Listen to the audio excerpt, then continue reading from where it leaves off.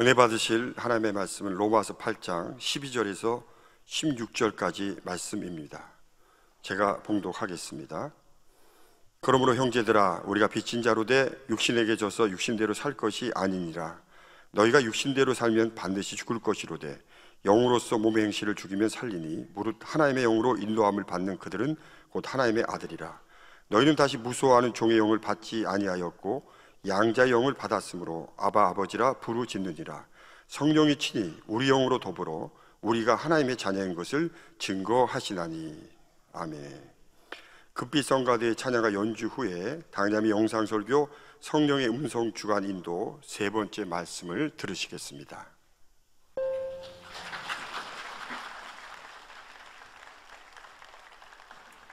사랑하는 성도 여러분, 이스라엘 백성이 가나안 땅에 정착한 후부터 왕정시대가 열리기까지 몇백 년 동안은 매우 혼란한 시기였습니다. 출애굽 2세대가 다 죽은 후 그 후손들은 점차 하나님의 말씀을 잊었습니다. 사사기의 맨 끝절 사사기 21장 25절에 보면 사사시대에 대해 다음과 같이 설명되어 있습니다. 그때 이스라엘이 왕이 없으므로 사람이 각각 그 소견에 옳은 대로 행하였더라 했지요. 즉 자기 보기에 옳은 대로 살았습니다. 그러면 이렇게 자신들의 뜻대로 살았으니 백성들은 자유롭고 편했을까요? 결코 그렇지 않았습니다. 메소포타미아, 미디안, 모압, 블레셋, 아말렉 등 주변의 적들에게 무수한 침략을 받아 고통을 호소할 때가 많았습니다. 이방인들이 섬기는 우상을 섬기면서 하나님의 계명을 지키지 않으므로 자초한 시련들이었지요. 사사시대에는 소돔과 고모라에나 있을 법한 더러운 죄악이 싹트기도 했습니다. 때로는 외부의 적과 싸운 것도 아니고 같은 민족 내의 지파 간 전쟁으로 수만 명씩 목숨을 잃는 비극도 일어났지요. 백성들이 고통 중에 부르짖으면 하나님께서는 사사를 세우셔서 백성들을 위기 가운데서 구원해 주셨습니다. 그러나 사사라고 해서 모두가 하나님의 뜻을 밝히 아는 것은 아니었습니다. 사사가 하나님의 뜻대로 행하지 못하는 만큼 백성들은 다시 어려움 속에 빠져들곤 했습니다. 성도 여러분, 이처럼 하나님의 자녀들에게 하나님의 말씀 곧 진리가 없으면 결코 평탄한 길을 갈 수가 없습니다. 그 삶은 고난의 연속이지요. 아버지 하나님께서는 우리 각 사람에게 보혜사 성령을 보내주셨습니다. 보혜사 성령은 구약시대의 사사들과 비교할 수 없을 만큼 하나님의 뜻을 잘 아시는 분입니다.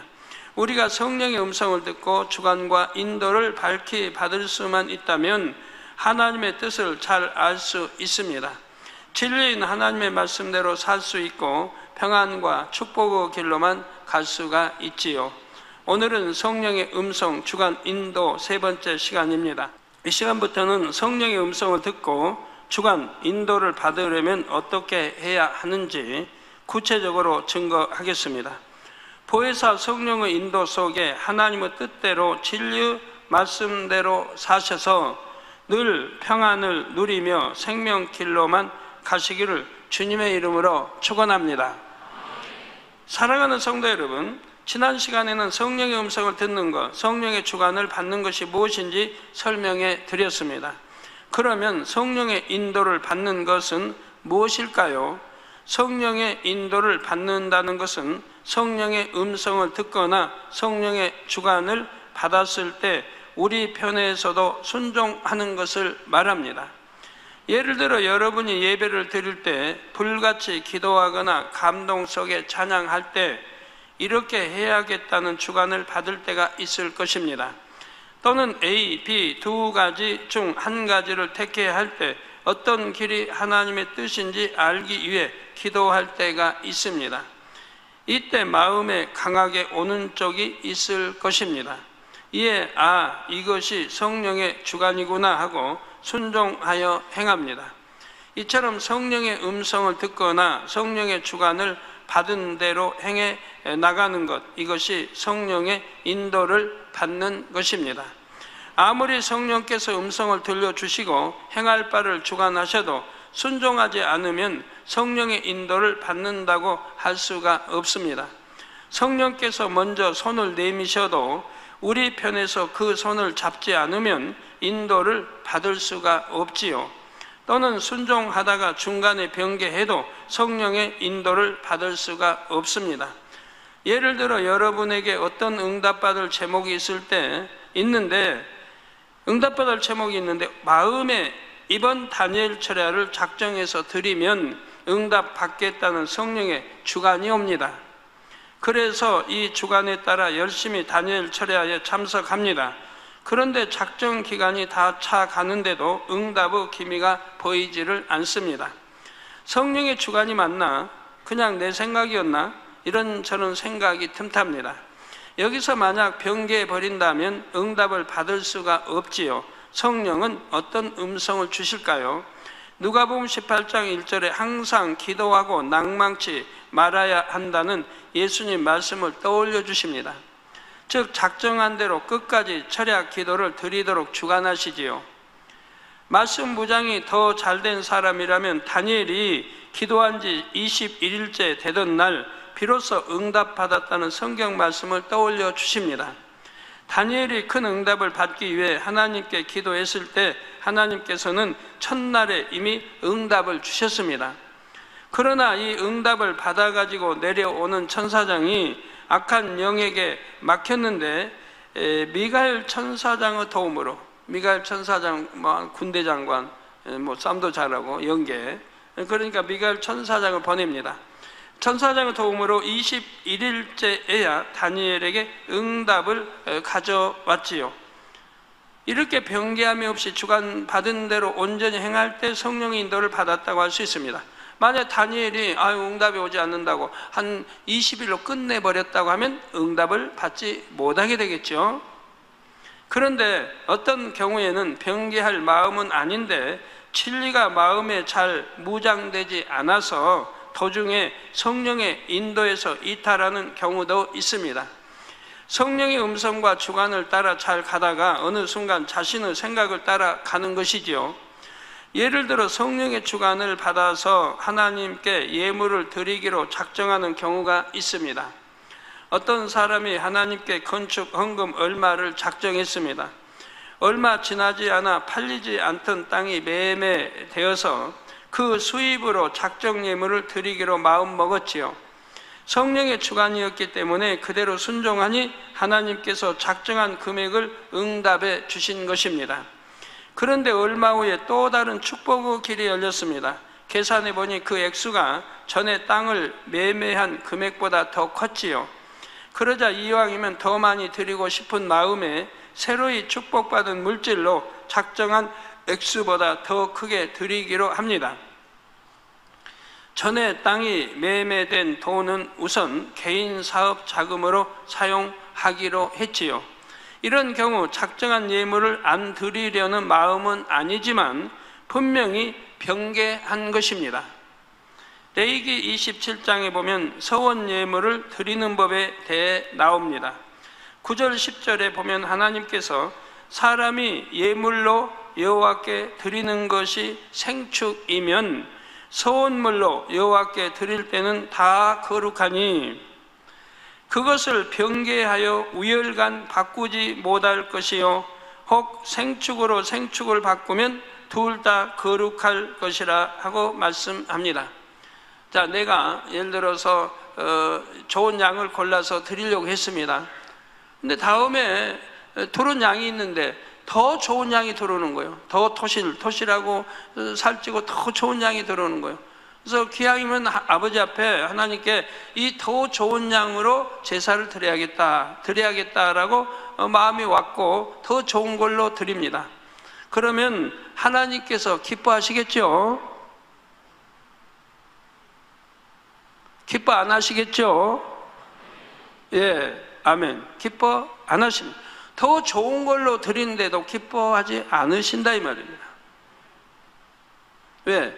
내가 전에 정한 이미 하나님께 드리겠다고 작정한 양이 있다 이 말이에요.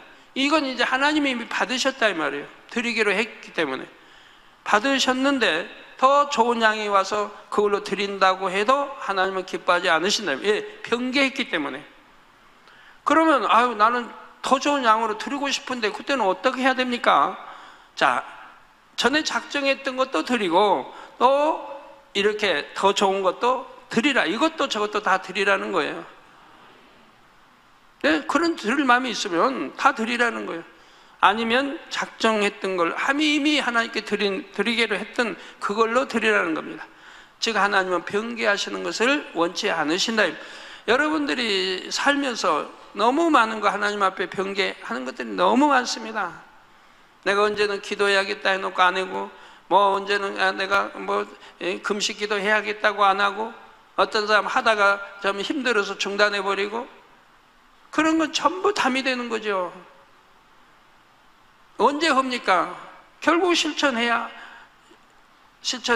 그게 하는 것이 되지 않습니까?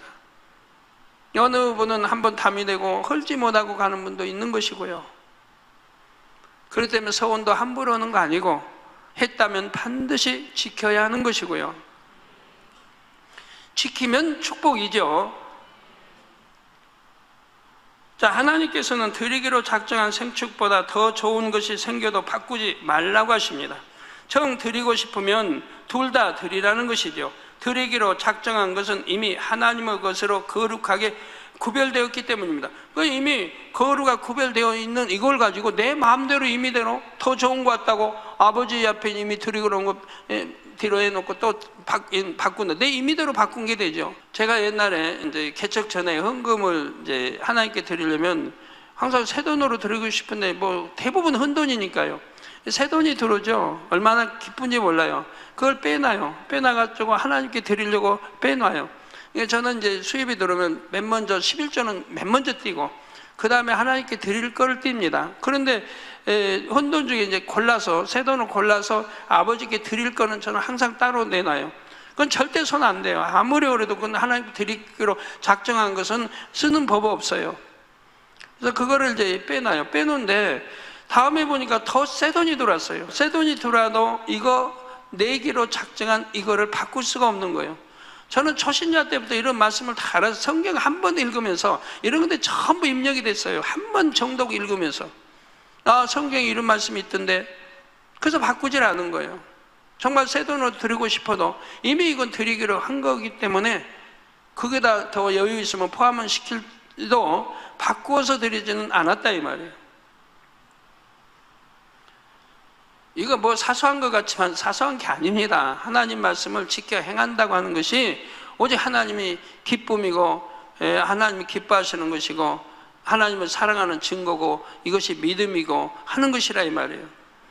성도 여러분, 성령의 인도를 받음에 있어서 중요한 것은 순종입니다. 변함없이 끝까지 순종하는 것이죠. 성령의 음성과 주관에 늘 순종하면 늘 성령의 인도를 받는 것입니다. 그런 사람은 본문 말씀 중 로마서 8장 14절에 무릇 하나님의 영으로 인도함을 받는 그들은 곧 하나님의 아들이라 하신 대로 참 하나님의 자녀라고 할 수가 있습니다. 내가 성령의 인도를 받았는지는 곧 성령의 음성을 정확하게 들었는지 그 음성에 그대로 순종했는지는 열매를 보고 분별할 수가 있습니다. 성령의 인도를 받으면 반드시 영의 열매가 맺히기 때문입니다. 이번 설교를 통해 여러분 모두가 늘 성령의 인도를 받는 참 자녀로 나오시기를 바랍니다. 성령의 음성을 듣고 주관 인도를 받는 것, 이 밖에도 성령과 교통하는 방법에는 성령의 역사 가운데 영감으로 음성을 듣는 경우가 있습니다. 영감으로 음성을 듣습니다. 이건 좀 쉽진 않아요. 성령 음성 듣는 거하고 영감으로 듣는 거는 쉽진 않아요. 그러나 영감으로 음성을 듣는다면 이것도 너무 정확성이 있어요. 저는 환상의 은사라고는 몰라도 저도 환상 잘 봐요. 초신자 때 봤어요.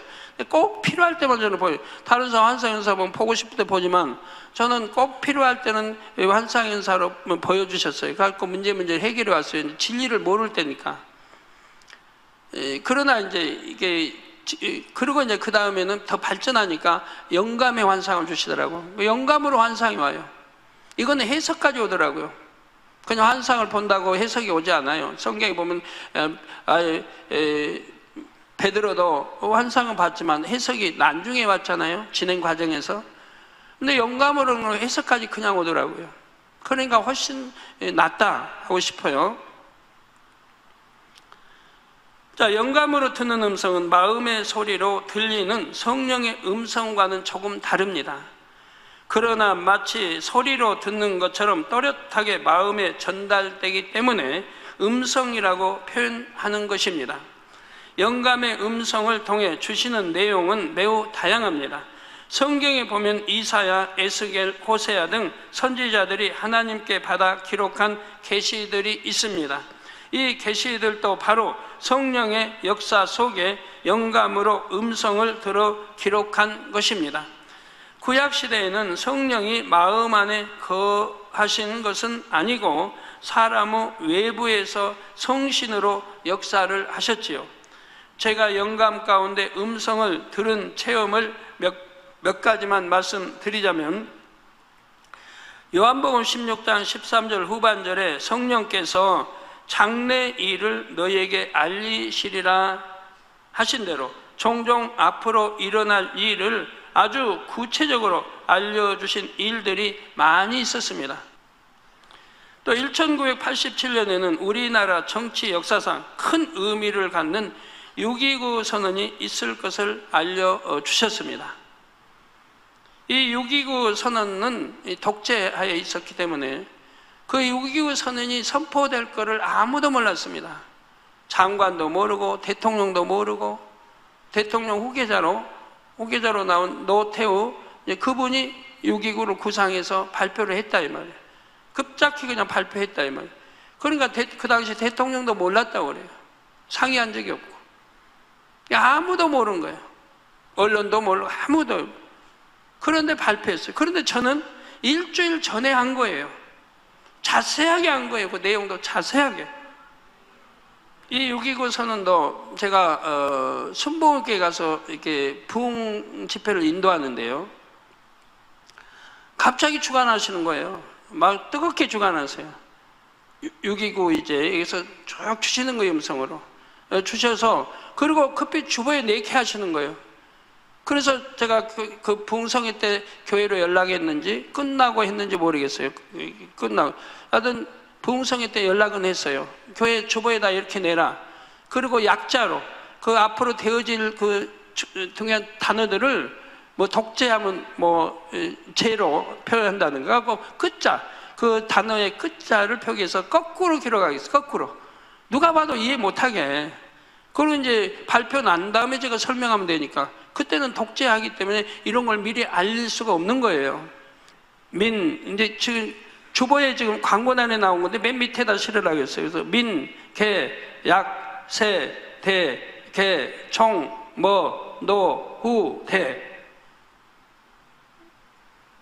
그러니까 그 중요한 단어의 첫 자를 이제 끝으로 지금 이렇게 적은 거예요. 그러니까 맨 처음에 대면 대통령이란 말이죠.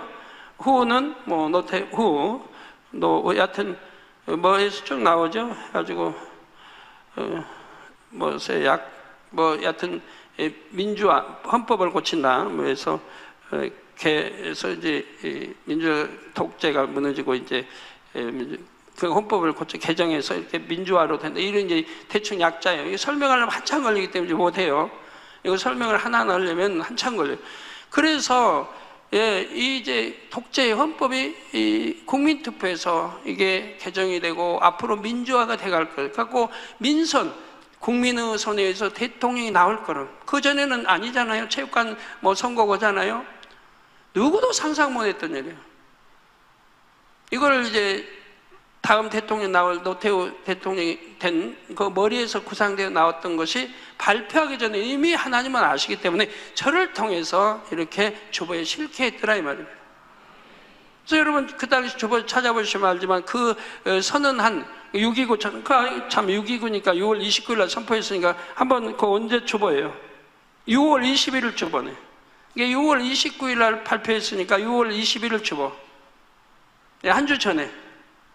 얼마나 정확하게 하나님의 역사를 했어요. 이렇게 세밀하게 앞으로 독재가 무너지고 헌법이 고쳐지고 해서 민주화, 국민의 손에 의해서 대통령이 돼서 민주화가 되고 쫙 기록이 되어 있는 거예요. 예? 6월 29일 이전에 6월 21일 주보에 이렇게 실렸다 이 말이에요. 여러분 이렇게 하나님은 정확하신 분이고 앞일을 정확하게 내다보시면 저를 지금까지 개척에서부터 지금까지 이렇게 인도해 오셨다 이 말이에요. 그런데도 어떤 사람 뭐 의심하고 뭐하고 하는 사람 보면 참 그렇게 오랫동안 신앙생활 의심하고 하는 사람 보면 참 이해가 안 되죠. 정말 저는 예언하기 어려운 것들을 예언해 왔고 그대로 적중됐습니다. 전에 그 이제 대통령 알죠? 우리 김대중 대통령 이북에 갔을 때 그 이북에 또 그 누군가요? 김정일 국방위원장 한국에 온다, 담례로 온다. 전 세계가 믿었어요. 언론이 다 믿었어요. 거기 다 언론에서 언제 오냐, 언제 8월 달에 오냐, 10월 달에 오냐 이것만 남았지 오는 건 오는 거예요. 다 온다고 했어요. 저 홀로 안 온다고 했어요. 저는 분명히 단에서 선포했어요. 안 온다, 오지 않는다. 다 온다는데 저 혼자만 오지 않는다고 그랬어요. 기억나십니까? 그럴 말을 어떻게 단에서 선포를 해요? 안 온다고 했다가 오면 저는 어떻게 되게요? 만명께서 물러나야 할 텐데 그런 걸 어떻게 그렇게 담대하게 선포를 해요?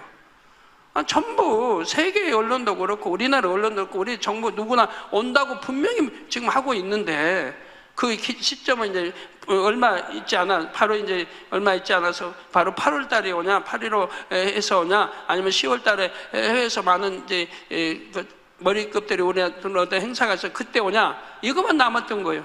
그런데 저는 단에서 혼자 오지 않는다고 했어요. 아버지 하나님이 오지 않는다고 했다. 오지 않는다. 그리고 왔어요 안 왔어요?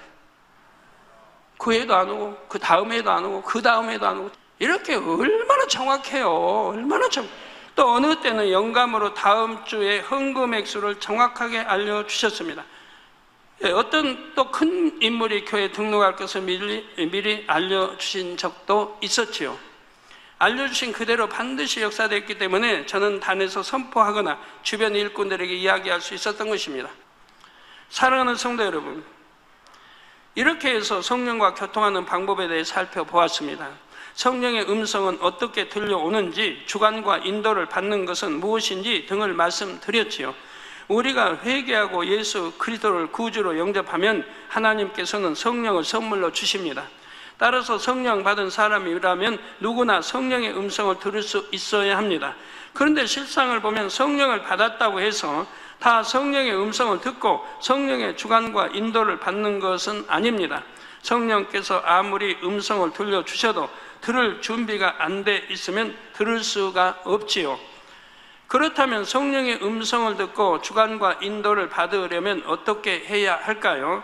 마음을 진리로 일궈야 합니다. 하나님은 진리자치이십니다. 요한복음 14장 17절에 보면 예수님께서 보혜사 성령을 진리의 영이라고 말씀하십니다. 진리의 영이신 성령은 진리를 통해서만 역사하실 수 있지요. 그래서 우리 마음에 있는 진리의 분량만큼 성령의 음성을 들을 수가 있습니다. 곧 마음을 진리로 읽어서 영적인 믿음이 성장하는 만큼 성령의 음성을 밝게 들을 수가 있지요. 내 마음에 성령 진리로 얼만큼 읽었냐, 즉 영으로 얼만큼 읽었냐. 내 마음이 영이 100이라면 100에서 50%를 읽었냐, 60%, 70%를 읽었느냐에 따라 만약 70% 이루었다면 성령의 음성을 70% 들을 수가 있는 거라 이 말입니다. 100이라고 한다면 10% 읽었다 10%밖에 못 들어요. 이게 10% 여러분이 성령의 음성 누구나 들어요. 그런데 내가 10% 20%밖에 만약에 못 읽었다 해봐요. 그러면 20%의 성령의 음성을 내 육의 음성이 막아버리는 거예요. 성령의 음성처럼 들리게 막아버리는 거예요. 그래서 육의 음성을 따라가는 거예요. 내 지식을 따라가는, 내 머리에 오는 지식을 따라가는 거고, 육신은 생각을 쫓아가는 거라 이 말이에요. 성령의 음성은 무시돼 버려요. 워낙 음성이 희미하니까, 또 10%밖에 작용을 못하니까. 그러나 만약 70% 80% 된다고 봐요. 그러면 육을 지배해 버리니까, 육신의 생각도 지배해 버리니까 성령의 음성을 그만큼 밝히 드러나갈 수가 있는 것이죠.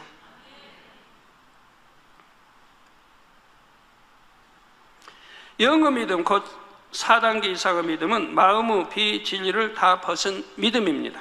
마음을 진리로 일군 상태이지요.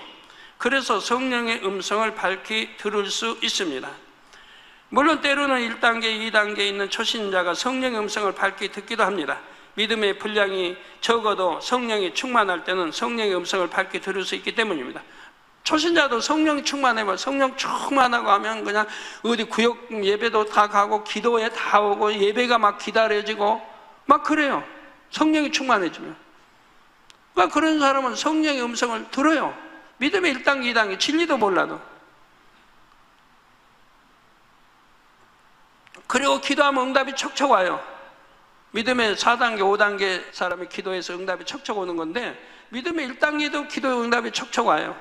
여러분 아마 대부분 그런 체험들을 하셨을 겁니다. 성령이 충만했을 때, 성령 받고 치료받고 그냥 충만해가지고 어찌할지, 첫사랑을 느끼고 어찌할지 모를 때, 언제가 예배, 막 예배 기다려지고 빨리 그냥 교회 가고 싶고 말씀 더 듣고 싶고, 왜 저렇게 말씀이 짧은가, 오히려 그냥 더 듣고 싶고 찬양하고 싶고 기도하고 싶고, 막 구역 예배도 가고 어디 모인다면 막 찾아가고, 이럴 때는 응답도 잘 받고 성령 음성도 잘 듣지요. 그러나 이런 믿음의 분량이 적어도 성령이 충만할 때는 성령 음성을 밝게 들을 수 있기 때문이죠. 그러나 이런 경우에는 성령 충만함을 잃으면 더 이상 밝게 들을 수가 없습니다. 또 시험 환란이 오면 은혜가 떨어지고, 그러면 다시 믿음의 1단계나 2단계로 떨어져 버린다 이 말이에요. 그러면 성령의 음성 못 듣는 것이고 기도에도 응답이 오는 게 아니라 이 말입니다. 마음을 진리로 이루어 영적인 믿음이 계속 성장해야 지속적으로 들을 수가 있지요. 또 마음을 진리로 읽은 만큼 더 밝히 깊게 들을 수가 있고요. 반면 주님을 영접하고 성령을 받았어도 마음을 진리로 일구는 작업을 하지 않으면 성령의 음성을 들을 수가 없습니다. 그러므로 항상 성령의 음성을 듣고 또 밝히 듣기 위해서는 마음에서 비진리를 다 벗어버려야 합니다. 그리고 마음을 진리로 가득 채워야 하지요. 가득 채워야 성령의 밝은 음성 인도받고 주관받고 기도에서 응답 척척 받고 하는 것이라 이 말이에요. 그래서 마음을 진리로 가득 채워야 합니다. 비진리를 벗어버리는 작업과 마음의 진리를 채우는 작업을 동시에 해 나가야 합니다. 비진리를 버리면 안에 채워질 것이고, 진리로 또 진리를 안에 채우면 비진리는 갈 데가 없으니까 물러가는 것이고, 여러분 우회를 먹어봐요. 우회를 이렇게 먹으면 그냥 밀려서 배설되는 거고, 먼저 먹었던 게 배설돼 나가고, 먹으면 배설돼 나가고 하는 거죠. 안 먹으면 배설 안 되고 그냥 그대로 있는 거고, 먹어도 또 체하게 먹으면 안 돼요.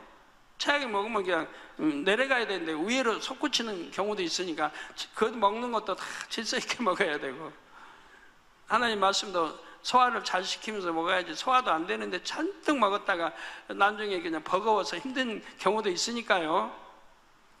자, 그런데 이때 마음을 진리로 채운다는 것은 단지 진리의 지식을 머리에 담는 것이 아닙니다. 마음을 진리로 일구는 것을 말하지요. 예를 들어 누가복음 6장 27절에 보면 예수님께서 너희 듣는 자에게 내가 이르노니 너희 원수를 사랑하며 너희를 미워하는 자를 선대하라고 말씀하십니다. 미워하는 자도 선대하라는 거예요. 용서하는 것도 어려운데 선대하라는 겁니다. 그러면 이게 하나님 말씀이에요. 그러면 하나님 말씀이, 하나님의 자녀들이 하나님 아버지 말씀을 순종해야 할 거 아닙니까? 그러면 이렇게 읽어야 할 거 아닙니까? 이렇게 읽지도 않고, 아이고 당회장님 나는 이렇게 충성하는데도 축복이 없어요. 당회장님 나는 이렇게 하는데도 응답이 없어요? 응답이 없나요? 하나님 말씀대로 살지 않는 것이지. 자, 여러분은 대부분 이 말씀을 들어보셨고 잘 아십니다. 암송하는 분들도 많을 것이고요. 그러나 머리로 아는 것만으로 원수도 사랑하라는 진리가 마음에 일궈졌다고 할 수는 없습니다. 이 말씀대로 정말 원수까지도 사랑할 때 이 진리의 말씀이 마음에 임했다고 할 수 있지요. 이게 머리로 아무리 안다고 이 말씀을 달달달 암송한다고 해서 내가 원수를 사랑하고 원수를 선대할 수는 없다 이 말이에요. 만약 그렇게 할 수 있다면 뭐 죄를 피울게 싸워 버릴 이유가 뭐가 있습니까? 그냥 성경을 10번씩 막 읽으면 되지. 읽어서 지식으로 싸우면 되지. 그러면 그냥 읽어질 거 아니에요. 이루어질 거 아니에요. 그러나 100번을 읽고 1000번을 읽어도 소용이 없습니다. 네, 그렇다면 여러분의 마음에는 이 진리가 얼마나 임했는지 한번 점검해 보시기 바랍니다. 길을 가는데 어떤 사람이 여러분을 세게 밀치고 아무 말도 없이 지나갔습니다. 사람마다 이에 대한 반응이 다를 것입니다. 어떤 분은 이분이 순간 균형을 잃었나? 다급한 일이 있나 보다 하고 이해합니다. 불쾌한 마음이 조금도 없지요. 더 나아가 다치지는 않았나 하고 상대를 걱정하기도 합니다. 그런데 이런 분도 있을 수 있습니다. 상대가 밀치는 순간 짜증이 확 나면서 왜 이렇게 조심성이 없지? 또는 어떻게 사과도 안 하고 그냥 가나? 이런 생각들이 스칩니다. 전에 뭐 뉴스에 나오지 않습니까? 전화기, 공중박스 전화기 안에서 오래 걸었다고 그냥 죽인 적도 있지 않습니까? 오래 걸어. 빨리 안 걸어, 빨리 안 나고 오래 자기를 기다리겠다고 죽인 적도 있어요. 얼마나 분의 혈기를 못 찾는 사람, 혈기 낼 일 하나도 없는데. 자, 이렇게 찰나에 떠오르는 생각은 거짓으로 꾸밀 수가 없기 때문에 자신의 마음을 있는 그대로 볼 수가 있습니다. 찰나에 화가 탁 났어요. 이거는 뭐 앞뒤 생각할 거 없어요. 그 얼마나 안에 그런 혈기 내고 분내는 것들이 가득 있어요. 근데 참 뭐 제가 있다고 해봐요. 제 앞에 그런 성도에 있다고 해봐요. 제 앞에서는 아마 꾹꾹 눌러치 않고 혈기 안 나는 척 할 겁니다. 그렇지만 이런 순간 찰나에 임하면 속일 수가 없다 이 말이에요.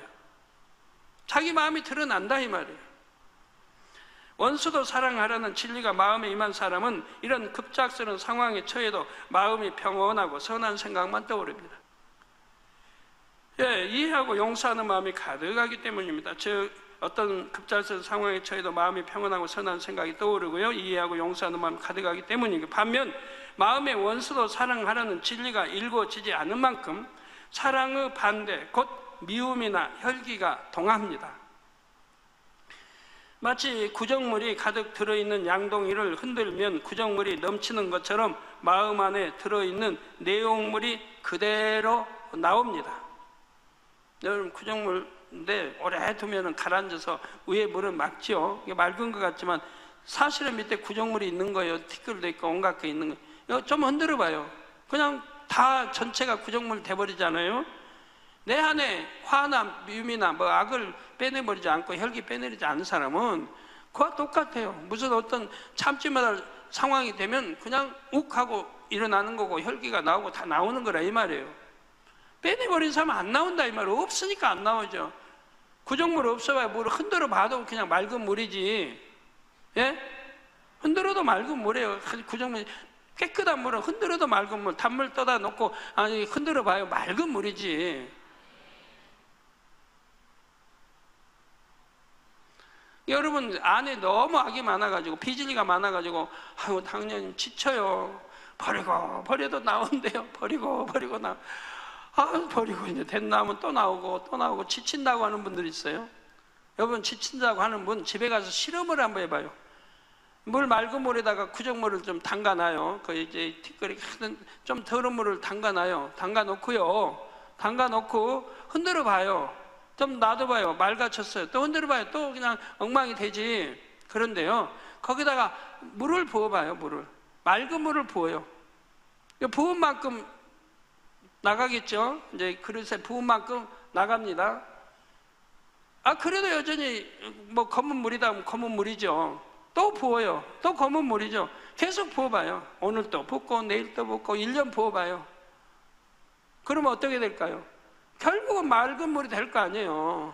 예? 맑은 물이 될 거 아니에요. 아무리 내 안에 악이 많고 비질 많아도 싸워서 버리면 또 나오면 또 버리고 버리면 결국은 끝장이 나는 거지 뭐 한도 끝도 없이 나올 리는 없잖아요. 아멘? 여러분의 마음은 얼마나 진리로 일궈졌는지 점검이 되십니까? 마음에서 비진리를 벗고 진리로 채우려면 명백한 비진리를 벗은 후에는 양심의 악, 본성 속의 악 등 더 깊은 차원의 비진리를 버려 나가야 합니다. 그러니 성령의 음성을 밝게 듣는 능력 있는 일꾼이 되기를 사모한다면 지체할 시간이 없지요. 그런데 아직도 미움, 시기, 질투, 거짓 등 명백한 비진리조차 마음에서 버리지 않고 노력만 하는 차원에 머물러 있지는 않으십니까? 뭐 마음에 예를 들어 나 이제 버려야겠다, 내일부터 기도해야 되겠다, 또 내일이 오면 또 내일부터는 꼭 내가 기도해야겠다, 또 내일이 오면 또 꼭꼭 기도해야겠다. 아무리 마음에 결단하고 마음에 정하고 하려고 아무리 해도 소용이 없다 이 말이에요. 소용이 없다. 그 말로 뿐이에요. 내 생각뿐이에요. 막상 실천해야 된다 이 말이에요. 말 안 해도 생각 안 해도 실천하면 된다 이 말이에요. 다음 시간에는 마음의 진리와 비진리가 성령의 음성을 들음에 있어서 어떻게 작용하는지에 대해 말씀드리겠습니다. 결론 말씀드립니다. 사랑하는 성도 여러분, 사사시대 이스라엘 주변의 미디안 족속이 7년간이나 이스라엘을 괴롭게 한 적이 있습니다. 전국의 미디안은 아말렉 사람과 동방 사람까지 이끌고 이스라엘 땅으로 몰려왔지요. 이때 적군의 수는 메뚜기의 중다함 같고 끌고 온 약대는 해변의 모래같이 많았습니다. 그러자 사사 기드온을 도와 적군을 물리치기 위해 이스라엘 사람 3만 2천 명이 모여왔죠. 그런데 하나님께서는 이스라엘 군사가 너무 많다고 하시면서 두려워 떠는 자들을 돌려보내라고 하십니다. 그러자 2만 2천 명이 돌아갔고 1만 명만이 남았습니다. 자, 그런데 하나님께서는 1만 명도 많다고 하시면서 한 가지 테스트를 해서 군사를 선발하라고 명하셨죠. 바로 물가에 내려가서 물을 먹는 모습을 보고 출전할 군사를 추려내도록 하셨습니다. 결국 손으로 물을 움켜 입에 대고 핥아 먹은 자들만이 선택되었습니다. 그 수가 300명이었죠. 하나님께서는 이 300명의 군사를 통해 미디안 군대를 격파하셨습니다. 성도 여러분, 두려운 자는 떠나라고 했는데도 떠나지 않고 남았던 1만 명도 나름대로 몸바쳐 싸우겠다고 자원한 군사들이었습니다. 그런데 하나님께서는 이런 자들 가운데에서도 300명만을 추려내셨습니다. 그 선별 기준은 무엇이었을까요? 바로 그 순간에 하나님의 뜻을 정확하게 주관받았느냐 받지 못했느냐의 기준에 따라 선별되었습니다. 마치 미리 대화라도 된 것처럼 300명은 똑같은 방법으로 물을 마셨습니다. 이는 하나님께 주관을 받은 결과였고요. 얼마나 담대하다고 하는 것, 담대할 뿐만 아니라 얼마나 지혜로운 것, 모든 것이 포함되어 있는 것이죠. 여러분 중에도 하나님 나라를 위해 몸바쳐 충성하리라 자원한 일꾼이 많습니다. 그런데 하나님께서는 일꾼 외에도 그냥 일꾼이 있고 믿음의 일꾼이 있다고 말씀합니다. 영적 전쟁에 내보낼 만한 일꾼은 바로 하나님의 뜻을 정확하게 주관받고 그대로 순종하는 믿음의 일꾼이죠. 그러므로 반드시 마음에서 비진리를 뽑아 버려야 합니다. 그래야지만 성령의 음성을 밝게 듣고 순종하는 참 믿음의 일꾼으로 나올 수가 있지요. 여러분 중에서 앞으로 있을 영적 전쟁들을 승리로 이끄는 영적 장수들이 많이 나오시기를 주님의 이름으로 축원합니다. 들으신 말씀을 생각하면서 통성으로 기도하겠습니다. 사랑과 은혜가 풍성하신 아버지 하나님 감사를 드립니다. 하나님의 사람은 그 마음에 진리가 있어 아버지의 뜻을 정확히 분별하여 인도를 받아야 된다고 했습니다. 그러기 위해서 아버지에게도 성령의 음성 또 주관 인도를 받는 법을 또 말씀하시며 아버지여 정녕 기도원의 300용세처럼 정류의 주관받아 아버지 나라에 쓰임받는 참된 일꾼들 되며 또 선악간에 분별하여 아버지 기뻐하는 뜻으로는 우리 모두가 될 수 있도록 축복해 주옵소서. 아버지 감사를 드립니다. 우리 주 예수 그리스도 이름으로 기도하옵나이다. 아멘. 涙の中おらる主愛の主それは命与える救いの